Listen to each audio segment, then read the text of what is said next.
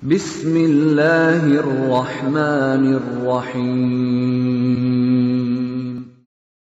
وَلْتَكُنْ مِنْكُمْ أُمَّةٌ يَدْعُونَ إِلَى الْخَيْرِ وَيَأْمُرُونَ بِالْمَعْرُوفِ وَيَنْهَوْنَ عَنِ الْمُنْكَرِ.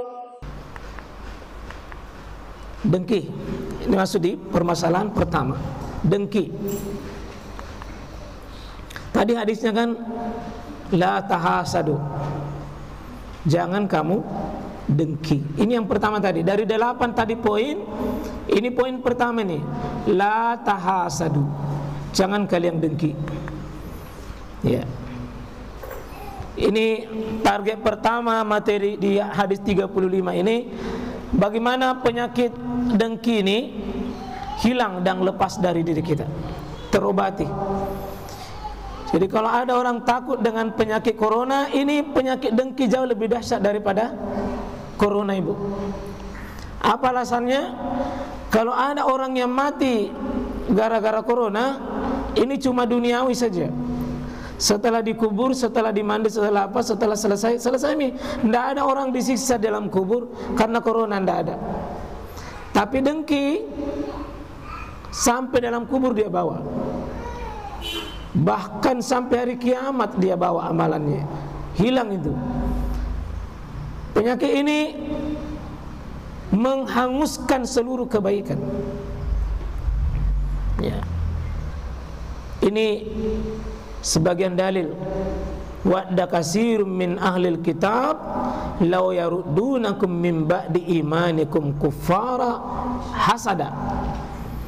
Ya. Jadi ahli kitab itu sebagian besar menghendaki sekali supaya kalian itu kalian itu kafir sesudah beriman. Kalau ditanya apa alasannya orang kafir mau menjadikan orang beriman itu menjadi kafir, satu jelasannya, Pak, karena hasad, karena dengki. Jadi hasad itu keturunan dari ahli kitab, yakni Yahudi. Penyakit hasad ini penyakit asli keturunan dari Yahudi. Dan Yahudi senantiasa kita minta ghairil maghdubi alaihim waladdallin.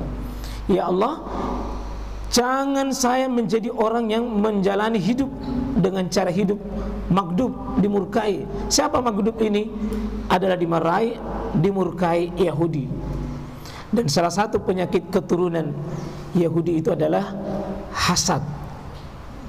Paling benci kepada Nabi karena dia tidak suka Nabi bukan karena akhlaknya jelek, cuma benci saja karena hasad. Surah Al-Baqarah 109. Ini apa dengki ini?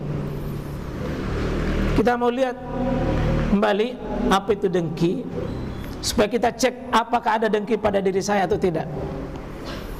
Ini al-hasad. Ini al-hasadu ini, ya, kalau asli di depan itu pasti selalu u.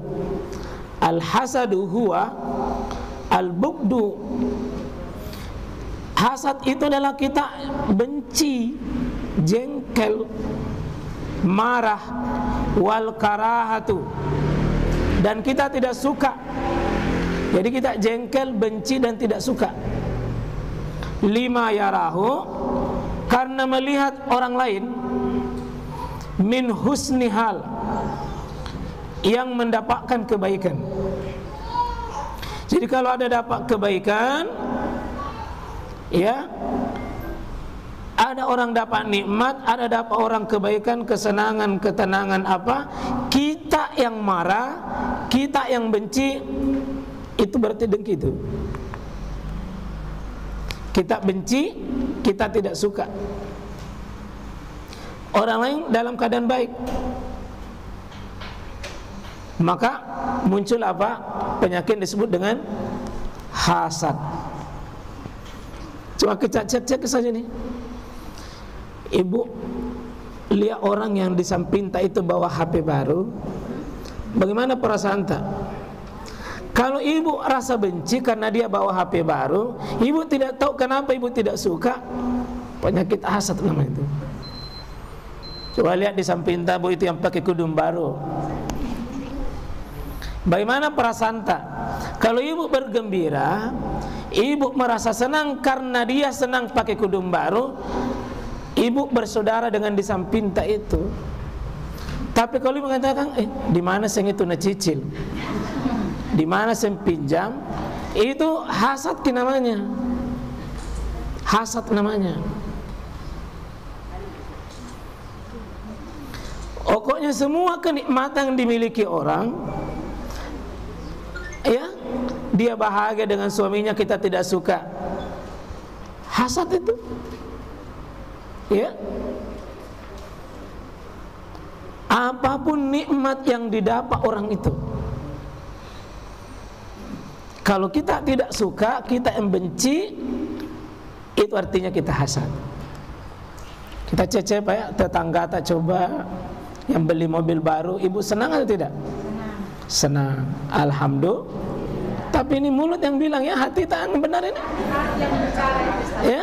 Karena kalau kita kesusahan bisa minta tolong. Alhamdulillah. Itu mulut, itu mulut, itu mulut toh.